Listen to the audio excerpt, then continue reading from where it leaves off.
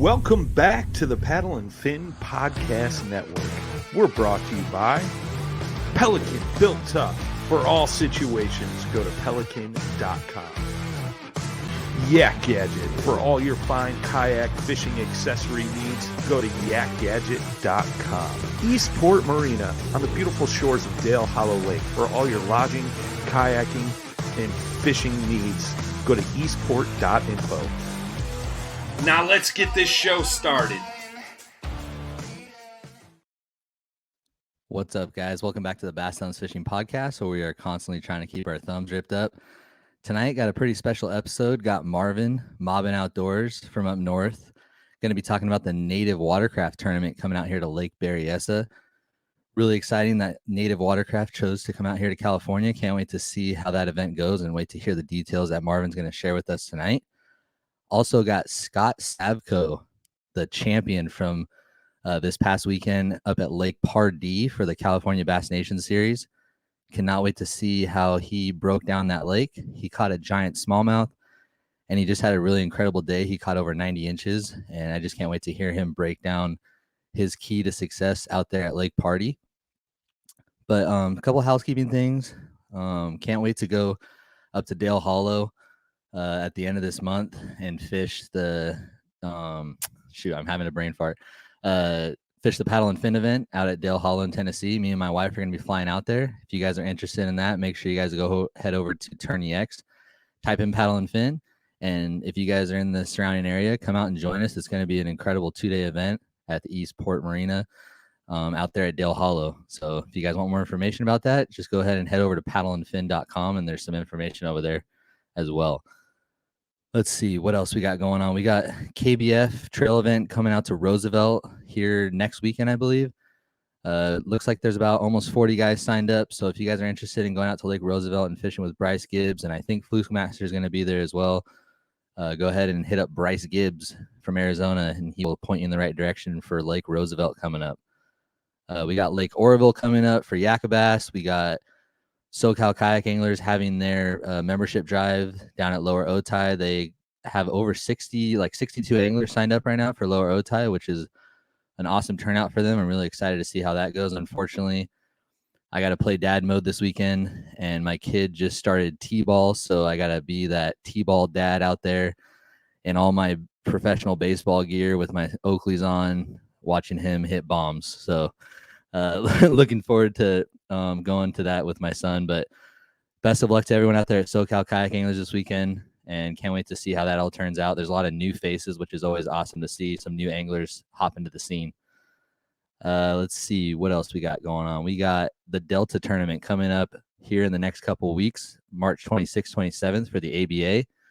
I think it's going to be an absolute slugfest is the term that I'm using right now. Talking to some locals around there, I think it's going to be an incredible time to be on the Delta, March 26th and 27th. Power fishing, chatterbait, punch, maybe some spawn fish. I think it's going to be a really good turnout. So looking forward to that event as well. But that's pretty much it.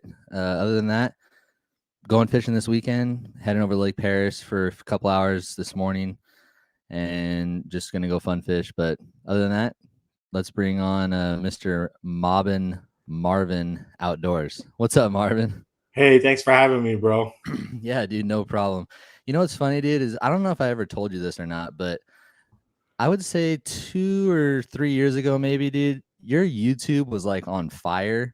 And like I used to watch your YouTube channel, bro, and like it got me so hyped to go up to Clear Lake. I feel like you were like for NorCal. Mm-hmm. You know, obviously Greg Blanchard does a lot of content, but like, dude, you were pumping out some good content. And I just want to say, like, dude, like you kind of lit a little bit of a fire underneath myself to produce content, and then also to kind of just like fish these major events. Cause I know you're fishing KBF back then, and you were doing, you know, a lot. And I know, unfortunately, you had a little bit of an injury recently, which kind of kept you off the water. But man, before we dive into that, welcome to the Bass Thumbs Fishing Show. I ask every guest this that comes on. Do you ever look? I know it's been a little bit since you've been on the water, but when you were on the water, did you ever look to your wife or your friends or anything and brag about how ripped up your thumbs were all the time when you were out there? Dude, I would take pictures and send it to you. Yeah, you would, huh? Yeah. Yeah, and I would hashtag it too, and I Yeah, would yeah. put it in my stories. Hey, check this out, Keep your bro. thumbs ripped, I bro. just Heck yeah. from Clear Lake, Yeah. It's the fish story Yeah, that doesn't lie, dude. yeah, Like and that you was that was a time where my fishing was on fire, and unfortunately, I got a new role for my work where it prevented me from a lot of time on the water, and I feel bad for that because I was pumping out those videos like crazy, yeah. and a lot, just life took over, and Yep. it just It took me away happens. from all the water. Yeah. Yeah, for sure. Well, dude, tonight we have you on the show for a Mhm. little bit of a different reason than we have most guests on the show, but you're wearing the hat, you're rocking the gear. You have one of the sickest native kayaks, around, and you're on the team. And Native, let's pop this up really quick. Native is coming out to California for their Big Bass Power Hour. Let's talk about it, dude. You're going to Lake Berryessa. How did you get involved in this? How did they hit you up? Like, what? Give us a little bit of a story, dude. Well, I've been on Native's team for quite a while, since 2018. And they hit me up because as one of the most active pro staffers out here, besides Greg Blanchard here in NorCal, and asked me to, if they want me to go ahead and to join this project over here, want to revamp a series that they had in the past, the tie-in series, but something a little bit more different, a different format where it would allow anglers from every different skill sets to win a check in the tournament. And we came up here to Big Bass Power Hour. So basically, it's kind of like an MLF format where there's no limit. You catch as much as you can. But the drawback, the cons is this, that we're only scoring 14-inch fishes, because you catch a bunch of 12 inches, man, it's going to be a long scoring day. Dude, I love it. When the ABA was putting together the Ironman series, I was like, Yeah. what do you guys think about 14 inches? They're like, no, we can't do that yet. I'm like, oh, come on, dude. Like, let's get that Uh, 14-inch limit going, dude. I like it. I like it. so we all agreed on 14 inches, and Yeah. at the same time, we're also catering to a group of anglers out there that want to compete against the big dogs out there. Because I mean, some anglers out there, they're just not really skillful to catch limits, but when they're out there, I mean, they catch big fish out there. Yeah. So if we can attract anglers out there that a recreational angler that can come out there and win a check. And have an opportunity to do that in every hour, Yeah. why not? So we're paying out based on Here, the payout. let's do Yeah. this right here. Yeah. So it just take a look at the 100 anglers that just joined in. We're Yep. gonna pay out bass for every hour. And it's a 8-hour format, $1,000. Yeah. I think you guys are gonna hit. I think 100 anglers are showing up. I Yeah, think they're definitely. gonna show up. Yeah. I'm hopeful, because Yeah. Barry in April is fire, bro. Yeah. It's fire. Yeah. And also, we're also going to have a payout format for people out there that have the most inches, which is the daily no limit. Okay. Yeah. And on top of that, we're also going to be giving Which away 3 boats. Yeah, dude. So, all right, let's just back up a little bit, okay? So, Yeah. you saw the payouts, like if I'm going to this event, bro, I'm throwing the 8-inch. I'm throwing big baits. I'm trying to catch a big fish, no doubt. Especially okay, so my question is for you. So, can I win $8,000 if I caught a fish every hour? That was Yes, the you biggest can. fish. Yes, you can. Wow. And then how do you win the kayaks? What are the kayaks? Like, how do you win the So kayaks? we're still talking about that, because we Okay. want everybody to have an opportunity to win a kayak. Yeah. Not only by that's competing, Right. we want to be able to So will it have. maybe be random or something, or maybe like a drawing, or no? If you want to know how you're going to win this tournament, these kayaks, I suggest everybody to join our group, the Big Bass No Limit Facebook group, Yep. because it's going to be different for everybody out there in every event. And right now, I don't want to discuss the details. Please Yeah, that's join the fine. group, and we're going to Yeah. release the information how you can win those kayaks. But we're giving out 3 of them. And right now, what I have coming in from Native is we're going to have a Slayer Max Ooh. pedal drive. We're gonna have a Native Slayer pedal drive, and Ooh. we're also gonna have a Native Falcon 11-inch. Nice. So we're gonna have 3 That's kayaks to so give away, sick. That right? is awesome. Yeah. Heck yeah. I mean, dude, and the entry fee is $100. $100, bro. So for $100 and we get 100 anglers, Mhm. someone could literally walk away with like, let's just say, kind of realistic. Someone can literally walk away with like $3,000 Mhm. plus a kayak Mhm. for $100. And if they That's pretty catch those sick. fish out there, they can win a placement in the Daily Nolan. Dude, that is awesome. Yeah. So So let's see. Is there any other details that you want to kind of talk about? Because that was my biggest question for you was like, could you win multiple hours? And now the yes, you answer is can. yes. Okay. Yes, you can. So that was my biggest question. But let's talk about Berryessa in April, because obviously, I've never been to Berryessa, unfortunately. I really want to go, but and unfortunately I'm not gonna be able to make this event, but I'm gonna do everything to promote it because I'm gonna be in Dale Hollow, which it ran on the same day, so it sucks. But I wish I could be there with you guys. But Berryessa in April, talk about that. Berryessa in April. I don't know how to explain it. At one point, it's basically an opener for the Yakabas at one point, and everybody will go over there collectively from every parts of California and make it a big party scene, man. And we go out there, we just enjoy a lot of food. We're big socializing, and then turning time, everybody's just battling it out for the inches. Now, Lake Berryessa in April, at that time, I specifically chose this times because of the spawn for the shad.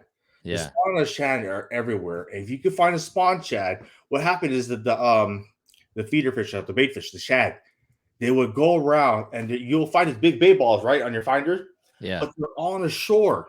And they're short. If they're on the shore, they would go on the shore and just do the spawn thing on the shore, and you will see this crazy thing that's been happening on the shore. Like it's just a little bit of a little boil. Okay, so You the know, first boil. bait that comes in my head is a Uh-huh. waffle plopper. Hey, Will that be a key? you got to figure out where they're gonna trigger them, because when that spawn happens and that they're spawning on the shore, Yeah. you can bet that big fish are waiting on the outside of that shore to get those shads to grab them. Now, whopper poppers is one of them. What's another? Underspins, crankbaits. You throw it Spinnerbait? at that spawn, spinner Yeah. baits. I mean, whatever that little shad spawns look like to those big bass, you throw at that shad spawn, and you're gonna get them. So let's make a prediction right now, okay? Okay. You heard it Mhm. here first. Ready? So Right. Marvin, how many fish do you think one angler is going to catch? Because we've never seen that really out here in California as far as like a MLF style. So how many fish do you think one angler will submit during that event? And by the way, it's a 1-day event, right? Huh? Yes, it Okay. is. So how many fish do you think, bro? Call it out. Oh man, in just shad spawn season. I mean, I in 2020, where I had a shootout, I landed maybe around 21, 22. And there are all legal sizes. There was no dinks. So you think someone could break 20, no problem. Uh, Someone will break 20. 20 uh, fish. 20 fish. fish. Oh, without a doubt, bro. Without a doubt. Without a doubt. And if you're gonna find a good shad spawn out there that's gonna be popping off, I mean, I wouldn't doubt you're gonna catch 40 fish. Wow. I Okay, mean, so I what's hope your so. prediction, Marvin? Say a number right now. Come on. I'm putting you on the spot. Say Oh a my number right now. gosh. Oh, as far as inches, I don't Yeah. know, because this is a new No, format. not inches. Just say number of fish. Like how many fish? Okay, I'm gonna say 35. 35. At Okay, least there you 35. go. Marvin says 35. Okay. 35. Now, the next question. Biggest fish. What will the biggest fish be? And is there a prize for the overall big fish or no? Well, we have the big fish for every hour. Yeah. We haven't had anything for the big fish overall. But we Maybe may that have, might be a kayak. that could be something, you know. I don't know. I'm And just I like throwing that stuff idea. out And I there. like it. I'm throwing I'm that gonna out put that in there. my parking lot right now. Yeah, I'm gonna put that in my parking lot right now. So what do you think the overall big fish will be? Oh, I'm gonna say the overall big fish is probably gonna. I'm gonna say 22 inches. 22 inches. Okay. 22 inches. All right. So It's 35 been done. fish, 35 fish and Mhm. 22 inches for the big fish. You guys, you're not going to want to miss this event. The bite's seems like it's going to be on fire. You're going to be able to catch them a variety of different ways pretty much. And I think it's going to be a great time. You're going to be able to win thousands of dollars plus kayaks. I mean, for $100. Like, why would you not be there other than be in Tennessee during that weekend? So Right. I'm so upset when I saw the date. I was like, no. Oh man, But I'm it is sorry, what it is. bro. No, but I know And a we, bunch of my buddies are going up there, so I think you guys are gonna have a great turnout, dude. yeah, We have to show out for this. Let's show Marvin some love and Native some love for coming out here, thank you. and let's throw up 150, 150 anglers. Why not? Let's just throw it up there, dude. Wow. We saw it at Clear Lake, bro. We were close at Clear Lake. Let's throw up a big number, dude. Come on, Thank California. Let's show out. Right. And you I'm don't have to live hoping. in California, right? Like Arizona, all No, these guys no, can come, right? no, he don't have to at Yeah, all. But this is the only event for native in California that's going to be popping off right now. yeah. We do have other events that's going to be popping off in the up north, and that will be in Washington State at Port Holes Reservoir. My Nice. buddy Marvin Forte is going to be throwing that event. That's awesome. Well, man, do you have anything else that you want to add to it? Like any last details or anything else you want to throw in there? No, I think we squared away everything over here. I'm just happy to see my buddy out here, Scott Savko, is going to be coming on. Yeah. That guy is an amazing angler out here, and I'm glad to be sharing the same podium with him right now. Yeah. I can't wait to hear his story. But Marvin, dude, thanks for, being, putting in the work to make this event happen. You know, I know it takes a lot of work. You do a lot for the sport out here. Thank you. Last week you were judging fish. Even though or you want to talk about that? I know you got hurt recently, and when can we see you back on the water? When can we see you back on the water, bro? So soon. I recently had shoulder surgery back in fall, and before that, I busted my knee. I'm not getting any younger right now, and I've been doing some dumb stuff outdoors. I'm catching injuries out there, and I gotta chill because it's taking me away from the water right now. So my surgery. You got to stop mobbing outdoors, bro. Yeah, my surgery went well, and my healing process is going faster than usual, and I'm hopefully. I don't know. Maybe if everything goes well, I may be able to be in a kayak just to mess around in April 2nd at the No Limit event. We'll see. Awesome, dude. Well, if you guys are interested in signing up for the Native tournament, it's on Tourney X. Just look up Native Watercraft. Pretty simple. Also, if you're from California, what is the Facebook page one more time again? It will be a general Facebook page. No Limit Native Watercraft Big Bass Hour. So. And I'll go ahead and link that Facebook. Text me the link so I don't forget, and then I'll link the Facebook in the description of this episode, and then we'll share this episode there so they can hear a little bit of information about it. And dude, thanks so much for coming on the show, dude. That was pretty fun, and I'm sure we'll have you back. Maybe we'll have you back on with the winner. How about that? Yeah, that sound good? That sounds great, man. Because there's going to be a winner, and then there's going to be like 8 winners. So maybe we could just have all 8 guys on, because I think we can have like 10 people on this thing. So maybe we'll just have everyone on. We'll have a party. We'll have a party. Speaking of party, let's bring Scott Savko in here. But Marvin, thank you so much, bro. If you guys aren't following Marvin already, it's at Mobbin Outdoors, right? Underscore? Yeah. Is there an underscore in there? Oh, just Mobbin Outdoors, both on Instagram and on YouTube. Awesome, bro. Well, hey, keep your thumbs ripped, and I'm gonna hop you off and bring Scott in here. So thanks, man. For sure. All right, have a good night. Later, bro. All right, so let's bring on Mr. Pardee himself, Scott Savko. Hey, how's it going, Shane? AKA That Savvy Angler. What's up, dude? Oh man, I'm just getting pumped, honestly, listening to Marv talk about Lake Berryessa, because that's a fun lake, and yeah, that's going to be a crazy event, honestly. It's I mean, you're going to be able to find some spawn fish out there. It's you get on some top water, and oh my god, there's some giants, dude. I know. When I literally saw the date, I was just like, are you serious? Hey man, I'm going to Tennessee. I mean, that's gonna be fun. So the Paddle and Fin is having a 2-day tournament out there, and they're bringing all the hosts out to fish it and stuff. So like, it was just like a once in a an awesome opportunity. But when I saw the Native one was out, I was like, dude, same weekend. Yeah. But anyways, bro, I just realized in your Instagram handle that Savvy Anglers has to do with your last name, right? Yes, sir. Okay, Sure does. that's pretty clever, bro. That's pretty clever. All right, so hey, congratulations on your big victory out there at Lake Pardee. You got the trophy behind you. By the way, I know that Mr. Juan Nunez makes those trophies, so Yeah. he does an incredible job. That is a sick trophy and something that all of us want to grab out here, especially from California. Yeah, it lights up too, but I think Mr. Juan Nunez forgot the actual cord to make it light up, so he's mailing those out. Oh shoot.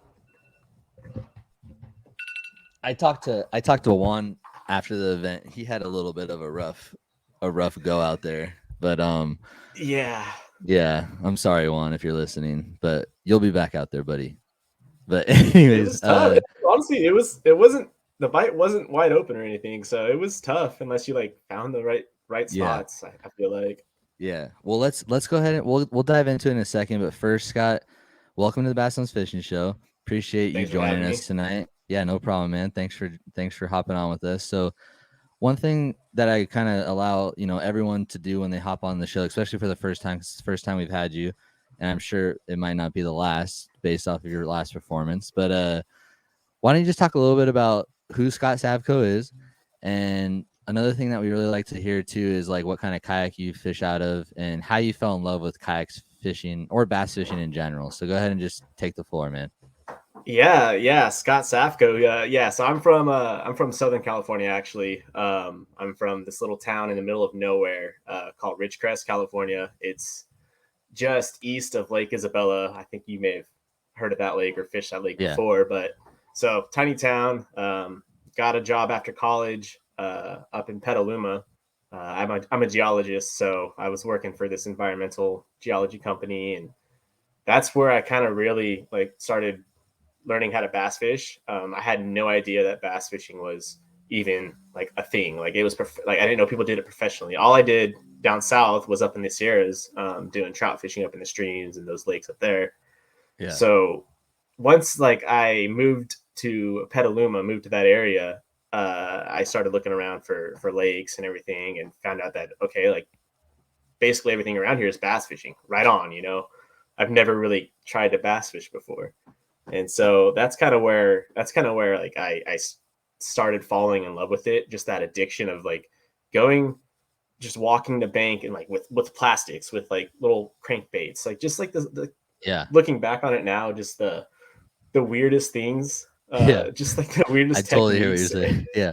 And I'd go out there with one rod for everything, and I would look at people like on the lake and they'd be in their kayaks or their float tubes or their boats and they'd have, 8 rods. I'm just like, why do they need that many rods? Like that does not make sense. I'm good with my one, Yeah. But I eventually ended up buying a float tube on Craigslist for like $70. Let's go. And started fishing out of that. I think I fished out of that for, I don't know, a year and a half. There you go. And met one of my good buddies, Chris Wilson. And I met him on the water. He was fishing out of a PA, a Hobie Pro Angler, and we started going a little different than a float tube. Yeah. He can kind of he was scooting around the ponds quicker than I was, and then we went to Lake Sonoma one time, and that was kind of like the difference. That was kind of what I was like. Okay, I need to get something like that, because we'd cross the lake, he'd get there, and I'd get there like 30 minutes later. And he'd be like, "Oh, hey, bro, there's no fish here." And I'd be like, oh, "Okay, I gotta go back." So yeah, I got my. And when you float tube, you don't know where you're going because your back is turned to your direction. So exactly, and it's just we're constantly so trolling, much energy, constantly trolling. Yeah, and so basically, shortly after that, I ended up buying a 2019 Hobie Outback. And that is when the real like addiction started. I mean, I was on the water 2 times every weekend. Like I was constantly going out to, to these lakes, to these ponds, and just trying to explore new waters. I remember hitting Clear Lake for the first time on that kayak, and I was just blown away with how like, I mean, you're so in tune with your surroundings. You're on the water. You're half a foot below or above the water, and it's just cool being able to just be like, okay, I want to go hit that Thule point over there. I want to go hit that rock pile over there. Like, Yeah. So is that what so you're that's still kind of, in? Is that what you're still in right now? yeah, I'm in the 2020 one. It's the same thing, except there's some more reinforcement because my 2019, like those models had some defects to it. So Yeah. I ended up getting a, warranty, but the 2020 Hobie Outback that's my vessel. I love it. Yeah, there you go.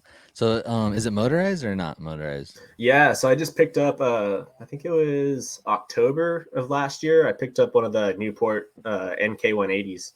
Nice. And I can't believe I've went that long without having to troll the motor, because Yeah. those mornings after. How fast do you go on that thing? I'm sure that thing pushes, because It's that thing funny that you pedals asked fast that. for sure. Yeah, like pedaling, like if I'm really trying to pedal and like there's no wind, without the trolling motor, I can probably get up to like 4.5, maybe push 5 if I'm just like hauling. Yeah. But with the trolling motor, I can usually get up to about 5.2 miles per hour while I usually pedal with my trolling motor. If Okay. I'm not pedaling and I have it on like 80% throttle, I can get up to about, I don't know, 5.1. Nice. It's funny that you asked that, because at Folsom, the last tournament at Folsom, the wind was at my back and it was howling. It was just blowing. And I'm like, I want to see how fast I can get on this thing. And dude, no, I tried. I hit 5.9 and it got a little sketchy. So I was like, Yeah. okay, that's enough. But yeah, that having that trolling motor has been just a total game changer. Like everybody says, it just makes those long runs easier. It makes your decision making, makes you not second guess things so much. Oh, excuse my cat in the background. he's up there. So There he is. But yeah, just makes the decision making a little bit easier on the water. Awesome, dude. Well, that's really cool, man. So let's kind of get into Pardee a little bit, because I mean, you had a pretty incredible. How many inches did you catch again? I probably should have known that before, but you caught over 90. It's all good. Yeah, I ended up with 91. Okay, so I'm gonna throw this up there because obviously you caught a gigantic smallmouth. I think it was like a 20 and a quarter, or was it 20 and a half? Yeah, it was 20 and a quarter. 20 and a That's all I quarter. could get the picture to take. I could get it to Yeah. stretch to 20 and a half, but I couldn't get the photo. So That is a giant smallmouth, especially for out here in California. From what I understand, I mean that's a big one right there. yeah, it was pushing. I mean, it had a belly on it too, so it was pushing 5 pounds easy. Yeah. Okay, so Scott, so when did you get out there? Did you practice? Did you show up blind, or how did it all pan out for you? Walk us through it. Yeah. So the first time I fished that fish party was the weekend before the tournament. I went out there on a Saturday and just wanted to check it out. I mean, it looked like a cool lake. I knew it hadn't been opened for that long because it's a seasonal lake. They close it, I think, during the winter.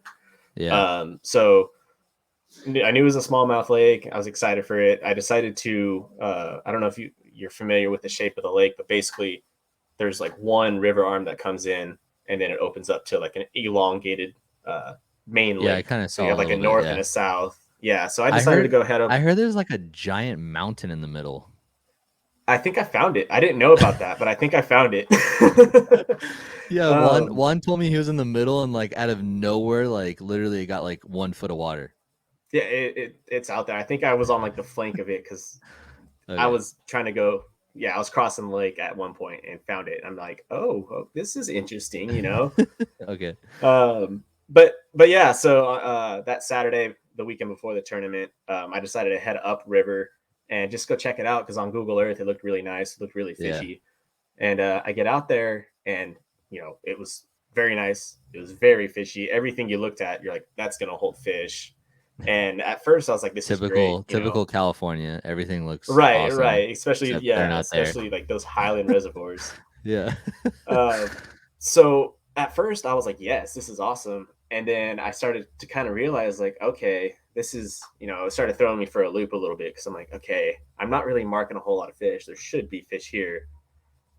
I would catch a few here and there, just like on a jig and a drop shot, but it wasn't anything consistent. And I just was breaking off a lot, losing a lot of lures. So towards the end of that day, I think I'd only caught like 3 fish. Towards the end of the day, I went back towards the main lake a little bit And I run a Garmin 93 SV, and it has like the depth shading. So like my depths from like 20 to 30 feet show up as pink on my map.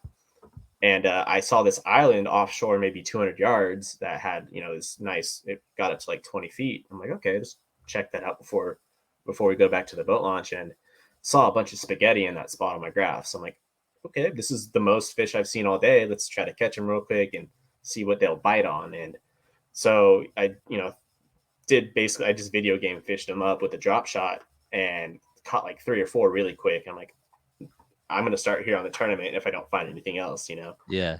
Do you have live scope on that Garmin or no? No, no, not yet. It's going to happen eventually. I mean, it's too nice to not have.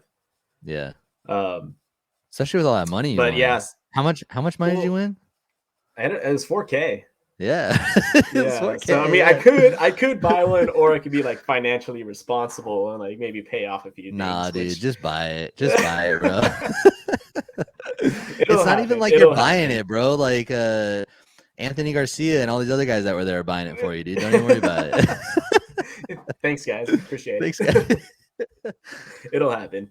Yeah. Man. But yeah, so like it's getting towards the end of the day, getting towards the evening, and I started moving up shallow just to kind of work my way back to the boat launch, and just a random drop shot cast up like, I don't know, 5 feet of water towards the bank, and caught like a nice 17 1/4 smallmouth.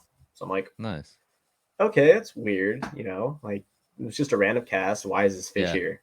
Couldn't figure it out. On the drive home, I'm sitting there thinking like, why? You know, all I could think of was maybe it was staging to spawn, or maybe it was chasing something, because there's a lot of trout. They just stocked that lake with, that weekend I was there, with 11,000 pounds of trout.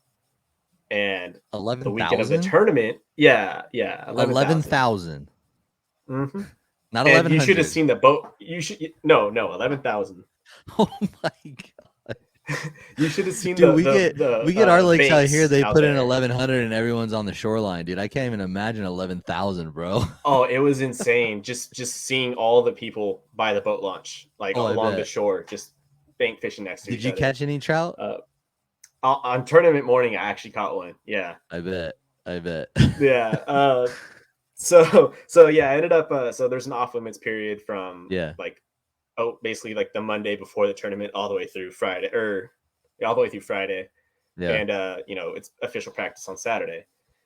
So my game plan for like practice on Saturday was to kind of stick to the main body of the lake and do a lot of traveling. I just wanted to see the lake. I really like exploring lakes. I'm a geologist. I'm a little bit of a nerd, so I like going around and seeing like all the cool rock outcrops and just seeing things like that, So, which probably helps you a lot in the water. Like you kind of know like I think it does biology of what's going on a little bit.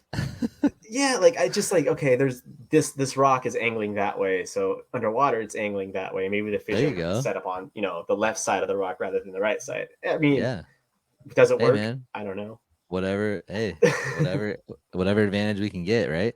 Yeah, definitely. Okay, sorry. So yeah, Saturday morning or practice morning. You're good. Practice morning. Yeah, so practice morning. I got on them really quick. I found this nice finger that was shaded pink on my map. I'm like, okay, cool. I'm gonna check this place out. It was only like 1.5 miles away from the boat launch, so I was like, it's relatively close. I can get there quick, and maybe I can catch a limit. And so I get there, and there's spaghetti all over the graph.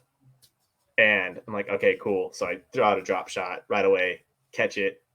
Oh, dude, I think you're frozen. Maybe it's on my end. Hold on. Oh, there you are. Just keep rolling through, dude. Just keep rolling. All right, cool. I can hear you. So yeah, I pull up on this finger, and I'm seeing spaghetti all over the graph. And I, throw out a drop shot, catch one right away. I'm like, okay, cool. It wasn't anything big. So I was like, okay, what else are they going to bite on here? I didn't want to overfish it, but I was like, okay, let me throw the jig out.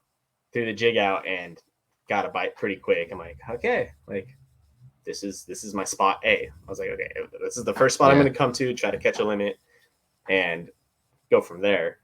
And so I left that spot and went towards the pretty far south on the lake.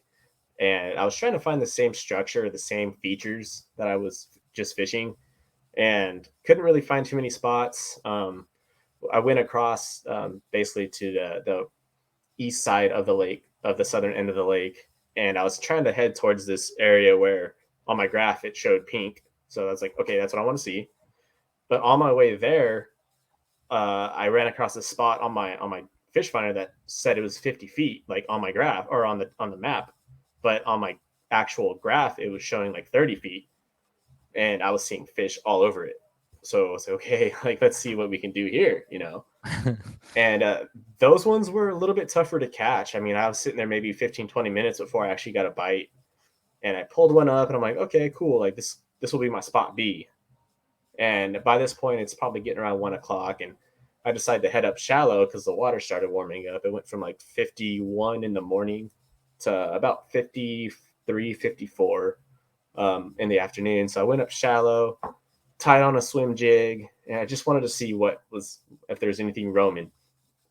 And come up to this really small mouth along a bank. It was just like this little cut that had this lay down going across it.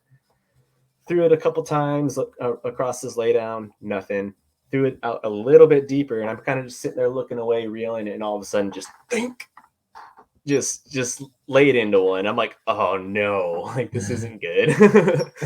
And because I knew it was a big fish, it was peel and drag on my bait caster. It had me doubled over. I'm like, oh crap. So I pulled it up, and it ended up being like I think it was like a 19.5-inch largemouth, and it had shoulders. It looked like a Clear Lake bass, like Wow. 100% like a Clear Lake bass. And What so was it the was water pushing 5 clarity? pounds. What was the water clarity like out there? When the sun was out, like, and you could actually see the bottom, 12, 13 feet. It was like pretty clear. Okay. Yeah. So, and on Saturday, the weather conditions, it was pretty cloudy. It was overcast basically the whole day. You'd have periods of sun popping out, and then it actually rained on us a little bit too. Nice. So, kind of helped the visibility in our favor, in the fisherman's favor. So now you got like 3 different scenarios going on. Yeah, I've got some deep water structure. I have this island top, and then I have some shallow, like once the water's warming up. So I'm in my head, I'm like, okay, Perfect. like you said, like I got some scenarios that I could run through on tournament morning, and that's the goal of pre-fish, is to find those areas, because you can't just rely on one spot, because you'll come to hear in a little bit when I talk about tournament morning, somebody may be sitting on that spot when you show up. So, so I went back to that towards the end of the day. I went back to that island top I ran across the weekend before, and saw the fish were still there. Caught one of them. I'm like, okay, that's spot C. This might be the spot I end my day at. Yeah. Go back to the boat launch and feeling pretty good going into tournament morning. But I knew the weather conditions were going to change a little bit. It was going to be clear. It was going to be colder to I think it got down into the 30s at night. So it was going to be colder to start the morning. But in my head, I was like, there's no reason why these fish shouldn't be there still. They're out deep. Like I could catch them if they're still there. And so, tournament, that brings me to tournament morning. And our launch was at 7, lines in was at 7:30. So like we had time, the sun was already up. And we launch, we do our blast off. And I'm with this trolling motor, I'm usually in the front of the pack, which is great. I love it. It's nice being able to just not worry about anybody taking your spot or showing up at the spot you want to be at. And it feels good to just go faster than other people. Yeah. Oh, of course. It's awesome, man. You're sitting there and you're flying on a kayak. Yeah, I've always wanted to make a reel of let's say Folsom, for example, when there was like 100 kayaks out there. It'd be awesome to make a reel of like everyone taking off, because in our minds we think we're like bass boats when we take off, and we're literally going 4 miles an hour. just slowly. We're like snails out there to the bass tanks, man. Some guys over $10,000 kayaks, and we're like think we're so like so sick, and we just like take off and we're going 4 miles an hour. Oh man, and then you just get the bass boat that you see out in front just fly, and you're like, oh man, okay. Never. I mean, I'm fast in my own way. Yeah. And then the 1103 is going like 6 miles an hour. okay, so that's where we're gonna. Okay, So go ahead. basically, like launch, and I'm up in front, but the only kayak in front of me is Damien, and Mhm. Damien I think has the 1103, and he has a Probably. spot lock, but I don't think he was running a spot lock at the time. But so he's the only kayak in front of me. He's flying. He's like going, I don't know, 6 miles per hour. And like, so we get into like the main part of the lake where people start splitting off, and he splits Yeah. off to the right. I'm splitting off to the right. And he's out there. I'm like, okay, maybe he's going to the dam. Like maybe he just, hopefully he doesn't stop on my spot. Yeah. And we're getting closer and closer to the spot. And I keep seeing this kayak turn more and more. And I'm just like, no way. He's gonna sit on that point.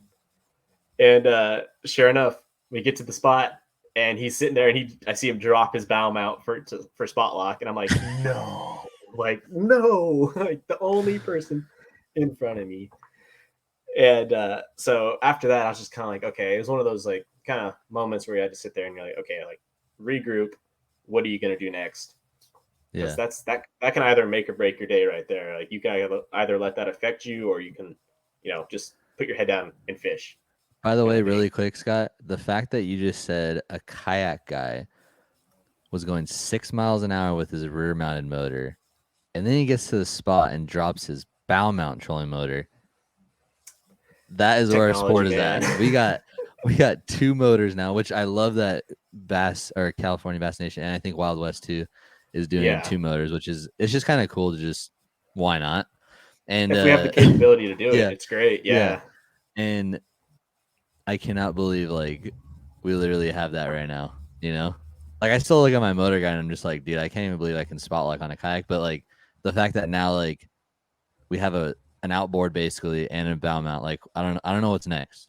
Obviously, someone's gonna do a Torpedo with two power poles and then a motor guide in the front or something. I just don't know what's next. Like what else are we gonna I'm do? waiting for somebody to put two like NK180s on their back, like on the back of their kayaks. Just have two trolling motors. But oh my god, I don't know if the kayaks could handle it. Honestly, you try to make a hard turn and you're A getting dual outboard, bro. yeah. Oh man, With a bow mount on the geez. front. There's no Yeah. way a kayak would be able to hold that now. Like, I mean, they're probably gonna, it's gonna happen. Something like that's gonna happen. Sorry, but just when you said that, I'm like, no one's ever really heard that yet in the kayak world. Like, I saw a guy beat me to the spot with his back motor and then drop his bow mount. Drop his bow mount, yeah, and of course it was Damien, And of the course stick it's himself, Damien and I'm just like, it's Damien with live scope, so that spot is just gone. No, yeah. oh, I knew he was like, okay, well, Damien's gonna catch him there, like, because yeah, if I was catching him there, Damien's gonna catch him there. yeah. All right, go ahead. Keep Because continuing. he's Sorry. a stick. Yeah, no worries. So I kind of made there's two like thought processes going on in my head. I'm like, okay, I can go to the island on my spot C from practice, or I can go to my which would have been closer, or I can go to spot B on the south end of the lake. And I kind of just went with my gut feeling and went south because I knew there were going to be people upstream or up the river arm, and I only had one spot up the river arm really. So what was my gut feeling? Showed up pretty close to my spot, about 10 minutes past lines in, so about 7:40. I was heading to spot B. Nobody else was around me, which was great. And I was probably about 200 yards away from like the area I wanted to fish. And I started graphing stuff, probably a few hundred yards offshore. I started graphing fish. I'm like, oh, okay, like let's see if we can pick a few fish off before we actually get to our main spot. And so that's what I did. I kind of just stopped the trolling motor and kind of tried to get directly over these fish and just put the drop shot on them. And I could actually, I'll show you real quick what I was throwing just with the drop shot. Just a nice half shell kind of. Yeah, there we go. Just With a the half quiver? shell like shad profile. Yeah, it's the Strike King. What is it? The Strike King. Oh, Strike okay. King. Half shell. Okay. And just in the prism shad color, because I just from experience I've had luck catching smallmouth on that color. Nice. So yeah, I ended up catching my first fish pretty quick. I think I caught it. Yeah, it was a 13.75. So was like, okay, cool, great. There's no skunk. I'm Yeah. not getting skunked this tournament just because I had just fished Folsom, and that was such a grind to catch a fish. And so I was pretty happy. Well, because you weren't throwing the donkey rig double Ned rig. Yeah. Come on, man. bro. Why didn't maybe you know maybe that, that's dude? the key. Maybe that's the key in California I'm now. gonna- Maybe I'm you gonna started do- something. I'm gonna one up it, bro. I'm gonna do a donkey rig 3 Ned rigs. Because you could do 3 hooks in California. Okay. Yeah. It's funny that that'd be good. Like be those awesome. bait, like those bait fish catchers for like ocean fishing. They're like a wire and they have 3 little the things that sabiki stick rigs. up. Yeah, there you go. I'm gonna do that with a Ned rig. So it's funny that you said that because going into Folsom, I know this doesn't have to relate to Pardee. During practice for Folsom, I had a double drop shot rig, and I was like, okay, well, let's see if this works. A hook, and then a weight. Oh, okay. And it's Folsom, so I quickly cut it off because I wasn't catching anything. But dude, one thing I've yet to try, but I don't know why I haven't really tried it that much, is like a drop shot with a Ned rig at the bottom. I think that's kind of like dope. So my like, buddies like Michael Alice, right? Yeah. It works because my buddies Michael and Alice, it's funny, they call that the Scott shot, because when I first met them, that's what I met them on the water. That's what I was throwing. I was throwing a drop shot with a Ned rig. It works, huh? And that's only, it works. 100%. Have you caught doubles on it? No. I have not. I guarantee you could, but it's either, it's cool because it helps you what gets bit more, the drop shot or the Ned rig? I've had more success on the drop shot. Yeah. Yeah. No, I'm saying like but in that rig, give you a good idea. Like in that rig, they eat the drop shot before the Ned rig. Okay. Yeah. At least from my experience, but yeah. So going back to Pardee, so I caught that 13.75, and I wasn't catching anything else in that little area. So, and I don't know why they were there. There was no structure. They were just there in like 30 feet of water. Yeah. And so I kind of drifted another 100 yards. There's no rhyme or reason to these lakes out here sometimes. They're just out in the middle of nowhere, just suspended, and because it's California. Catching top water in like 100 feet of water. Don Pedro, oh my God. Go ahead. So I kind of drifted about 100 yards from that spot, 100 yards closer to the spot I wanted to get to, and ran across more fish on the graph. So I was like, okay, well, let's see if these ones will bite. And I did the same exact thing. Drop shot down on them, caught another one, and this one was a 16-incher. So I was like, nice, sweet, man. Like I've got 2 fish pretty quick, and I haven't even made it to the spot I want to get to. So I wasn't catching anything more there. Decided to make it to spot B, what I'm calling it, and I'll kind of try to like break down what the spot looked like, at least from the graph. There's these 2 island tops that were exposed and out of the water, and there was like this long, skinny, like ridge that went out, but then it opened up into like this flat. It was just like this silty flat that was probably about 30 to 40 feet wide and had kind of steep ends or steep drops on both sides. And there was no structure on this flat. It was just all silt, nothing, but there was fish just everywhere on it.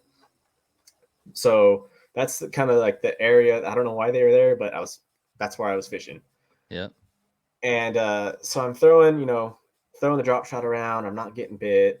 I'm like, okay, like, what do I do here? So I'm throwing the Ned rig around because I had got bit on that in practice a little bit. So started throwing that around, but I got really bored. I don't like throwing it. It works, and if I have to throw it, I will. But I threw it about 3 times. I'm like, nah, this isn't it. Yeah. So I was like, okay, well, let's throw in the tube, because I have a lot of confidence in the tube, especially on those lakes like Folsom, Bullard's Bar that works out there. Just like a lot of confidence in it, and why not? If you have confidence, throw it. Yeah. And so what I did was I decided to just toss my drop shot way out there, and then pull all my other rod out and start tying on the tube, because I think you should always have a rod in the water, especially during a tournament. Always have a rod in the water when you're like retying or like texting or on a phone call or something, No doubt. And so tied on the tube, and put it back in my rod holder and go pick up the drop shot rod, and my line just was like tight. I'm like, oh, okay, sweet. So I set the hook and pull up a nice 17. What was it, like a 17 and a quarter? Wow. And I'm like, oh, okay, like that's good. A 13.75, which is small, but a 16 and a 17.25, like that's a good start to the day. Yeah. If I catch like a few more of those 17s, like should be sitting pretty good. Yeah. And so I was like, okay, well, that's awesome. I didn't catch anything else on the drop shot for a little bit. Decided to throw out a spoon because I was seeing a lot of activity, a lot of spaghetti. Hooked into one, and it sucks I didn't catch it because it was peel and drag really hard, and it was just one of those like, oh, okay, this is a good fish, and it popped off, unfortunately. So I went back to the drop shot again, threw it out there, and it got hit. It was like a really fast bite. Set the hook, and immediately I'm like, oh, this is a trout. This has to be a trout, And sure enough, pull it up, and it's like a nice, 20-inch rainbow trout that they probably just stocked. Jeez. So I'm like, okay, that's cool. Maybe that's why the bass are here. Like, maybe they're just feeding on these trout that are swimming by. Yeah. And so go back, throw the drop shot, nothing. Decided to pick up the tube finally, and I think like 2 casts in with it. So when I throw it out there, I throw it out and I just let it drag really slow. Like, just so basically you're seeing your rod tip like thump when you're dragging it. You're hitting the bottom, and I felt that first like initial like thump where I'm like, oh, okay, that's not bottom. That's a bass. And set the hook on it, and it was a 16-inch, another 16. So I'm like, sweet, man, like we're looking good here. So yeah, I was like, okay, there's fish here. They're gonna bite they're gonna bite the tube. Throw it out there again. Not too much longer after, and same thing. Think as I'm dragging it. And pull that one up, and it was a 18 and 3/4. Dang. And it was a beautiful spot. I mean, it was probably pushing 4 pounds. It was just a beautiful spot. And I'm like, oh my God, like I was just like going nuts. I'm just like shaking, and I'm like, oh my God, I have 4 fish right now, and I have a kicker already. Yeah. And so continue to go out there or start throwing it more. I don't really think I got bit too many more times after that fish for like a solid hour because the wind kind of died down. It was a little breezy on the water. So I decided to go back to one of the spots that I had started at in the morning and went back to that same area where I had marked those fish, and they're still there. So I was like, okay, cool. And threw out the tube, basically threw it out in front, and then dragged it back. And sure enough, boom, caught one, And one was, I think my limit fish was a 15 and 3/4. So at this point, like my smallest fish is that 13 and 3/4. Yeah. And I'm like, okay, cool. I've got a limit now, and it's only 10 o'clock. Like I've got some time to start calling up some fish. So that's what I did. I just started to get back to fishing. I went back to, I think I was fishing I was fishing one of the other spots in the morning that I had started at too, and pulled up another 16-inch fish. So like I called out my 15 and 3/4 fish, and like I was like, okay, sweet. Like okay, I know the feeling, but anytime you can cull a fish in a tournament, it's one of the greatest feelings. Oh my God, it's one of the. Let's jump ahead to when you called with this one. So that's the next fish actually. So I was kind of debating on if I should go shallow or stay deep at this point, and went with my gut feeling. Went back to that spot B, and threw the tube out, really long cast, and felt the thump. Set the hook, and I'm like, oh, that's a trout, like another trout. Dang it, because the way it was fighting. Yeah. And pulled it up, and man, I seeing that gold in the water was just. I'm like, oh my God, that's a giant. Yeah. And pulled it up, and it was that 20 and a quarter inch. Yeah, 20 and a quarter smallmouth. So after you caught that fish, did you kind of know, like, I think I won? It was hard to tell because I didn't have service, didn't have great service out there. Yeah. And but like when you go over 90 inches and it's like everyone kind of knows it's a little bit tough. Like, Yeah, 90 I inches just is you always feel pretty good, no matter I what. felt good. Yeah, Unless I you're at felt good Clear about Lake. it. Unless you're at Clear Lake, because then everyone has 90 inches. That's true. You have to get 100 inches out there to win.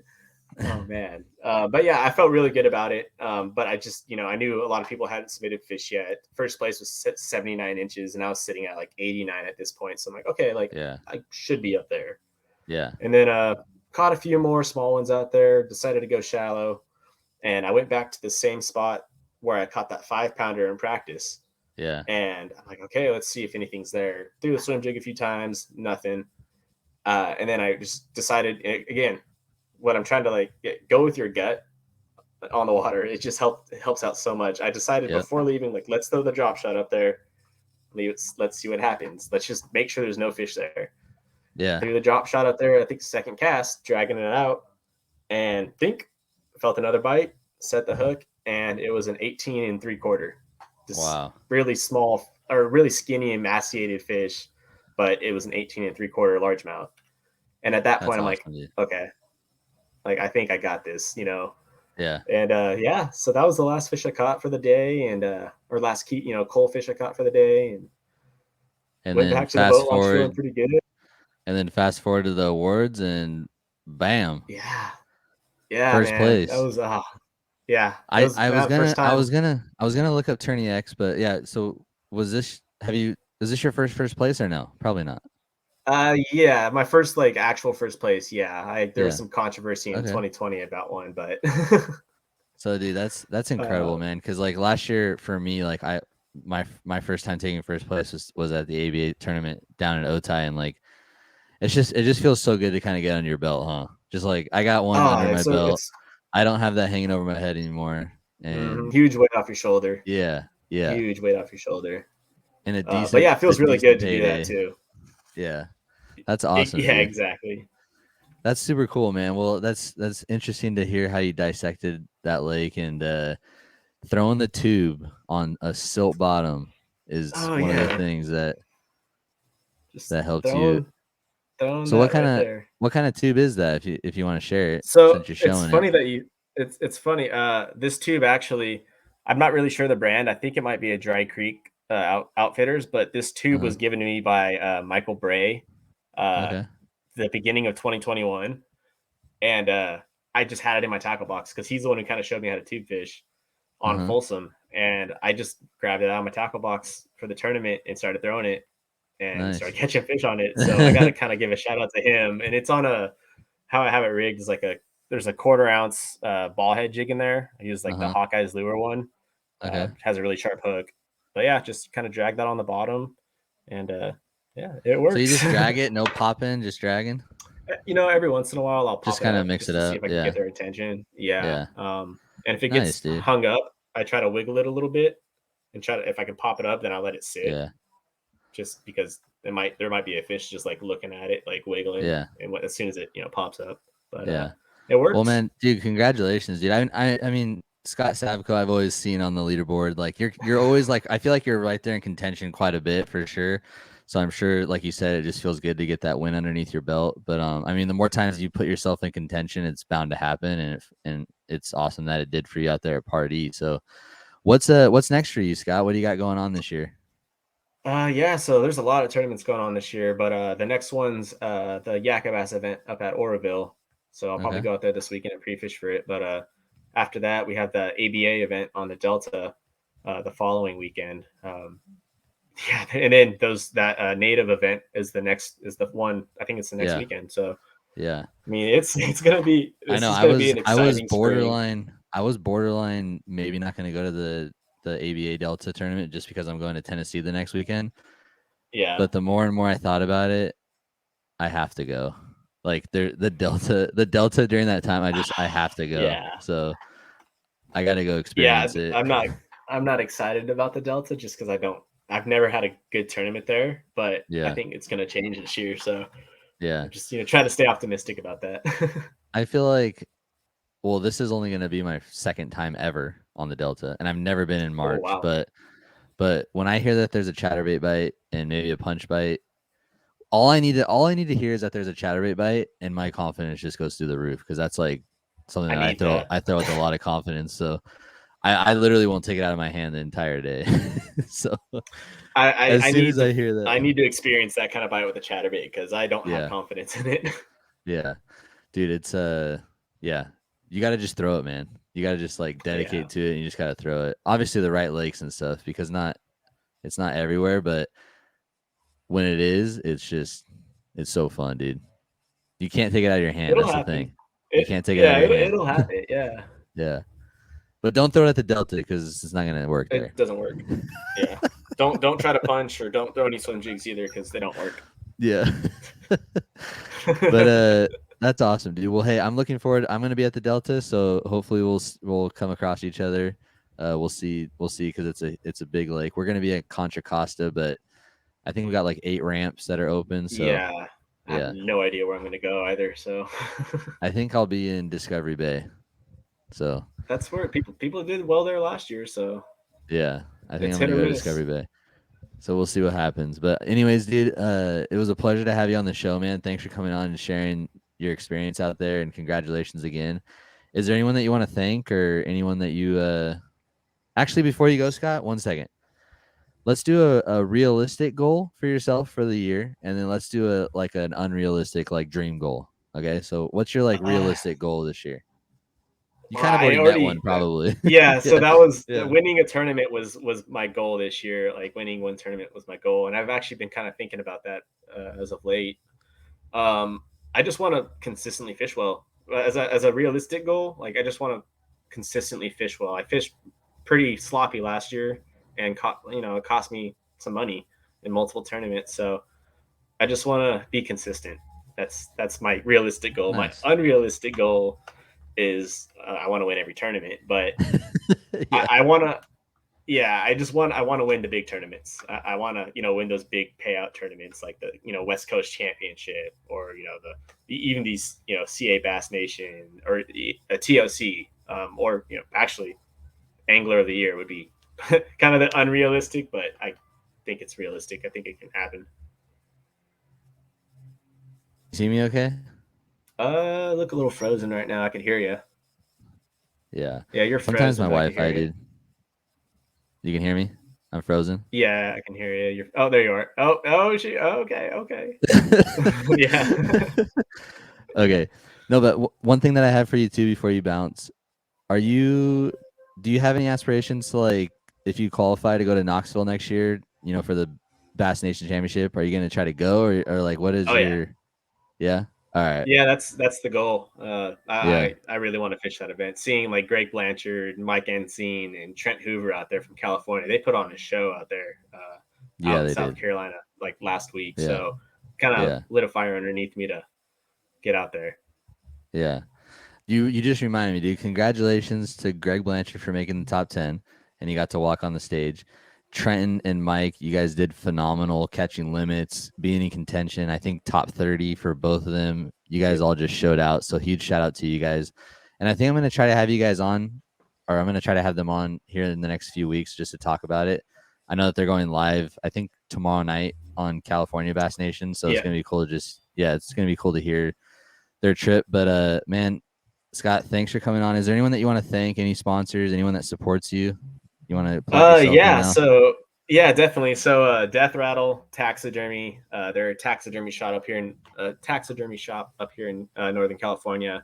Do a great job. I deer hunt, and they did one of my mounts from last year from the buck I shot. So they're helping me out with these tournaments with some of the fees. Louisiana Nice. Custom Kayak, they have been helping me out with my boat, just helping me with customized things. I just put a marine mat on my boat, and it just looks awesome. I'm gonna pat myself on the back. It looks pretty sweet. Nice. And then Hawkeye's Lures, they're the ones who are providing me with these jig heads, jigs, anything custom you can ask for, and they'll hook you up. And then Wood Tungsten, just with the little drop shot weights, man, like these little teardrop weights on these reservoirs. Little Invisa shots. I mean, they're money. So, yeah, that's who I got. Nice, bro. Well, congratulations. Looking forward to seeing you out there on the water. And thanks for coming on, man. Yeah, Shane, it's been a pleasure, man. I really appreciate you reaching out. It's a blast. So it's cool talking to you. Dude. Heck yeah, man. I'll see you soon. All right. Keep your thumbs ripped, All right, bro. Later, man. All right. Thanks. Later. All right, guys. Well, that does it for tonight's episode. Again, if you guys are looking for that native watercraft tournament, make sure you guys go hit up Marvin with Marvin Outdoors. He will direct you in the right, he will point you in the right direction. I'll leave links to everything in the description. Again, shout out to Scott Savko for taking the win this week at Pardee. Got a lot of exciting things coming up in California. Thank you guys for listening. We're just over an hour. Sorry I went a little late, but we had a couple incredible guests on tonight. So anyways, guys, as always, keep your thumbs ripped, and I'll see you guys on the next one.